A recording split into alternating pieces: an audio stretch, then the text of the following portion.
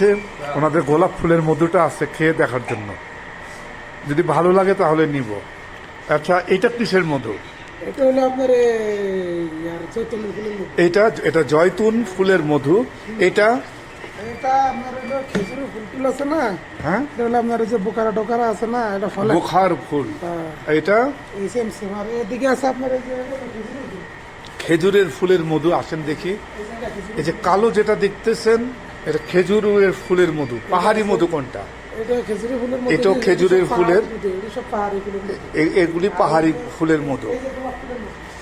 এখন আমাকে দাওয়াত করা হয়েছে গোলাপ ফুলের মধুটা খেয়ে দেখার জন্য। সত্যি আমি এই মধুটা কখনো দেখিনি। এই মধুটা দেখতে সাদা, তো এটা এই ঝাড়ের থেকে বের করছে। দেখি খেয়ে কিরকম। বিসমিল্লাহ। ও সুবহানাল্লাহ, এটা গোলাপের, এটা সুবহানাল্লাহ, এটা গোলাপের স্মেলও আছে এটার মধ্যে। এটা কত করে